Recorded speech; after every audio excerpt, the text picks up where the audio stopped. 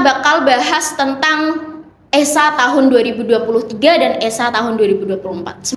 Jadi kalian tuh kalau bisa di kuliah itu ya teman boleh sedikit, tapi yang penting bermanfaat daripada teman yang banyak.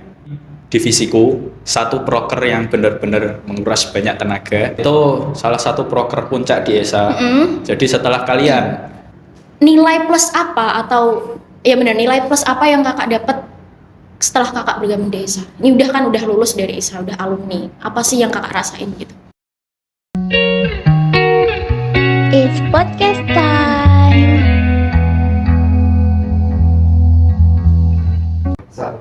Hai ESA folks, welcome to ESA Podcast.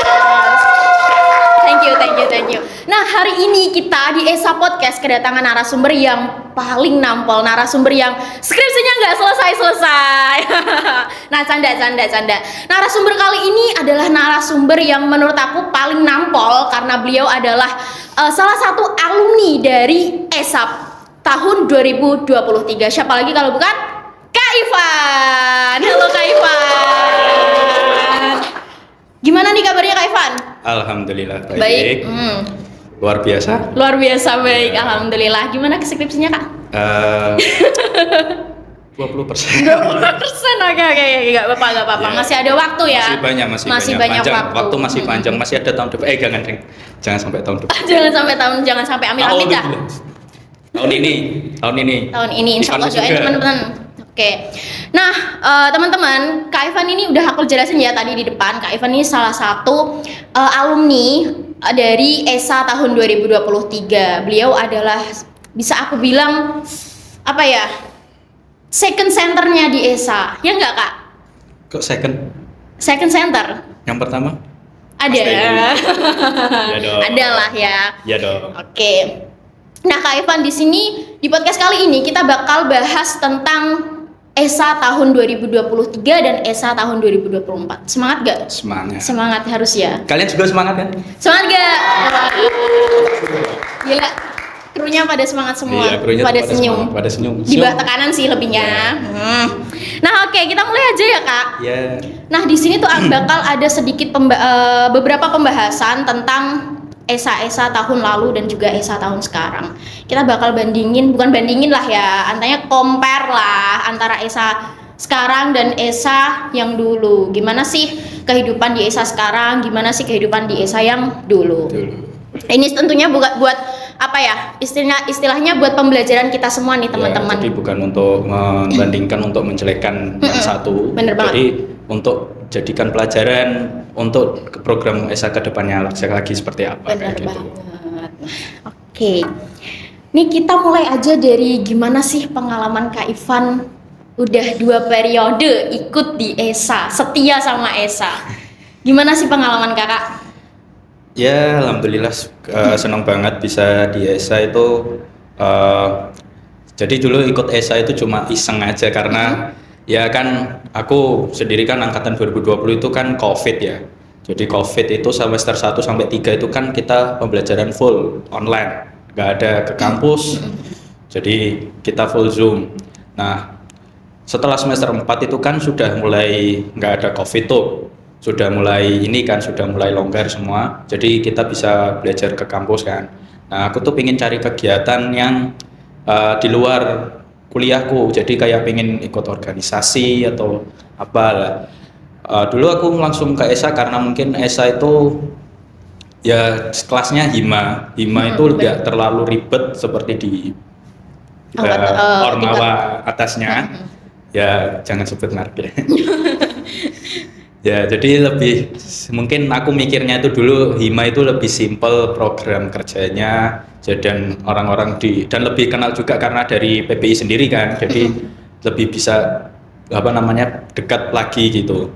Nah terus semester 4 itu aku daftar sama teman-teman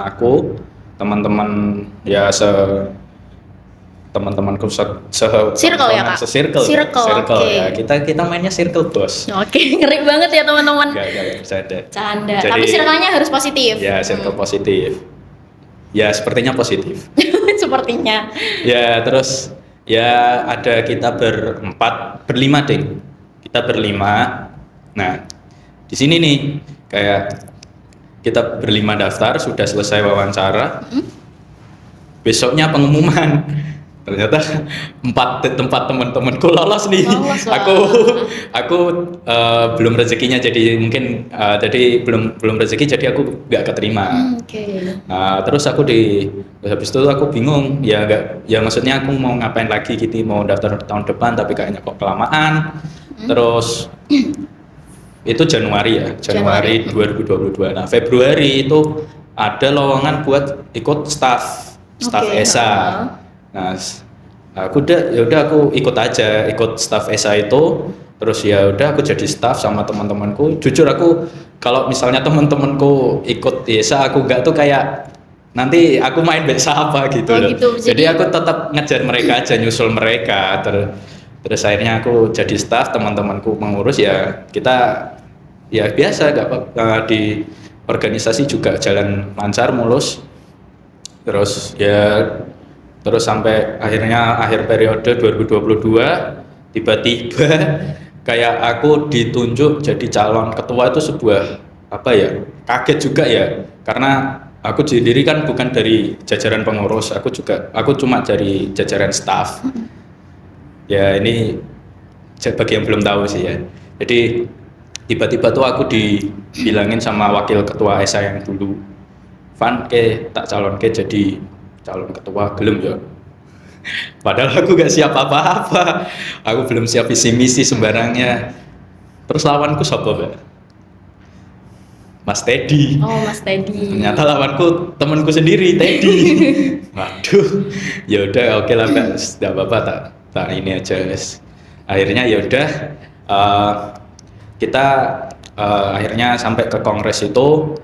Terus aku sama Mas Teddy, dan yang jadi Mas Teddy ya aku juga gak kecewa karena temanku sendiri yang jadi kan, jadi aku gak kecewa karena aku juga bangga sama temanku bisa jadi ketua ESA. Terus habis itu kita di 2023 ya aku sama Mas Teddy juga jalan terus sampai akhirnya akhir periode kemarin, kongres kemarin, dan akhirnya terpilihlah wakil ketua dan ketua kalian. Iya, benar. Nah, jadi tuh aku bisa tangkep bahwa di dalam kehidupan organisasi kayak Kak Evan di ESA ada tali persahabatan kalian ya, yang benar-benar mengikat kalian di ESA. Itulah bisa aku simpulkan salah satu motivasi mereka bisa bergabung di ESA selama 2 periode, teman-teman. Nah, mungkin kita bisa ambil hikmahnya ya, teman-teman, ketika kita bergabung di sebuah organisasi. Sebenarnya tali persahabatan, tali pertemanan tuh benar-benar berpengaruh ya, Kak. Oke. Ya kuliah nggak punya teman itu juga susah ya, karena kalian kalau mau tanya tugas ya kalian tanya siapa, mau tanya saya dosen juga kayak kesannya ngapain kok tanya dosen. Jadi kalian tuh kalau bisa di kuliah itu ya teman boleh sedikit, tapi yang penting bermanfaat daripada teman yang banyak. Seperti itu. Gila pesannya, amanahnya tuh dalam banget ya, teman-teman. Bermanfaat banget buat kita anak-anak organisasi, kita anak-anak kuliah yang masih butuh motivasi untuk kehidupan kita. Nah, selama di 2 periode nih, Kak, 2 periode berturut-turut dengan posisi yang menurut aku lumayan tinggi, ya kan? Kesulitan apa aja sih yang Kak Ivan alamin di ESA? Ya pastinya banyak, nggak cuma satu, tapi banyak sekali. Ya salah satu ya proker yang aku jalani sendiri, maksudnya bukan aku jalani sendiri, di proker di divisiku, satu proker yang benar-benar menguras banyak tenaga. Kalau kalian nggak percaya tanya Ajeng sendiri. Bener banget, teman-teman. AIF itu emang banyak banget banyak banget masalah yang sering kali muncul di awal maupun sampai di akhir itu. Dari awal kita bikin juknis dulu, benar. Kita selalu dikasih revisi sama sponsor kita, sponsor. Terus kemudian di tengah-tengah itu ada kendala di salah satu lomba, jadi ada beberapa peserta yang di technical meeting itu protes banyak, dan kita melihat PIC atau penanggung jawab lomba itu rada kewalahan untuk menanggapi. Kemudian di akhir juga ada di closing juga ada beberapa masalah, tapi ya alhamdulillah semuanya bisa teratasi karena bukan cuma aku sama Mas Teddy sama Mbak Agnes, tapi dari semua anggota ESA itu juga ikut membantu. Jadi semua itu akhirnya berjalan dengan mulus dan lancar seperti itu. Alhamdulillah banget ya waktu itu. Alhamdulillah. Tapi emang experience aku di ESA dengan sebagai staff dan terus langsung terjun ke IF sebagai PIC itu berat sih. Iya, berat banget. Berat banget, apalagi pas bagian jumlah jenis itu. Itu salah satu proker puncak di ESA. Jadi setelah kalian menjalankan IF, kalian sudah lega. Benar-benar rasanya tuh plong banget gitu. Maksudnya kalian tidak akan menghadapi proker seberat IF. Seperti itu. Karena itu goalsnya ESA ya. Goalsnya ESA di situ. Oke. Jadi ESA tuh kita emang bener hima, tapi skala prioritas project kita tuh udah Wah, tingkatnya keren udah keren. Keren dong. Rasanya tuh bangga banget jadi ESA gitu loh. Nah, kalau kakak nih udah 2 periode di ESA, mengalami segala macam halang rintang, nilai plus apa atau ya benar nilai plus apa yang kakak dapat setelah kakak bergabung di ESA? Ini udah lulus dari ESA, udah alumni. Apa sih yang kakak rasain gitu? Oke. Yang pertama, dapat banyak teman pasti, relasi itu pasti. Jadi ESA itu seperti yang aku bilang dulu di awal. Kamu mesti nggak ingat sih? Ingat. Opo. Nggak, jadi aku menganggap ESA itu bukan cuma sebuah organisasi. Tapi ESA aku anggap sebagai keluargaku kedua setelah di rumah. Jadi kalau aku dulu sering kali main di BC, ngobrol sama kakak kalian ini, Kak Ajeng, Kak Faras, sama semuanya itu lebih enjoy, lebih enak gitu karena aku menganggap kalian semua itu keluargaku. Jadi aku benar-benar bersyukur bisa di ESA itu dapat teman baru, dapat keluarga baru. Terus yang kedua emang banyak pengalaman terutama memegang sebuah program kerja itu benar-benar memberikan banyak pelajaran. Salah satunya ya emang seperti disiplin, melatih disiplin itu, kemudian teamwork, gimana kalian memanage anggota kalian, manage sebuah tim yang ya dasarnya manusia itu kan berbeda semua sifatnya. Iya, benar. Nah, kalian harus menyatukan semua itu. Aku belajar di situ gimana cara menyatukan kalian semua. Kemudian apalagi ya mungkin nambah kesibukan aja sih, soalnya aku kan belum sepenuhnya kerja, jadi aku mencari kesibukan di ESA ya. Terus udah sih itu. Berarti manfaat dari ESA tuh udah bukan embel-embel lagi ya. Bukan. Benar-benar kayak wow banget. Wow sekali. Oke. Sebenarnya ini masih banyak pembahasannya ini Kak bukunya Ivan. dijual nggak?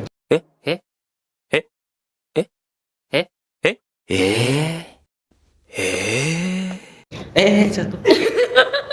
Enggak, itu buat kakak, insya Allah. Insya Allah ya. Bisa dikredit ya? Hah? Enggak, Nanti aku dimarahin canda. Pak nanti. Sebenarnya masih banyak pembahasan nih Kak Ivan, tapi mungkin kita break dulu ya nih ya teman-teman. Kita break di pembahasan kali ini, nanti kita bakal lanjut dan kembali lagi. Stay tune.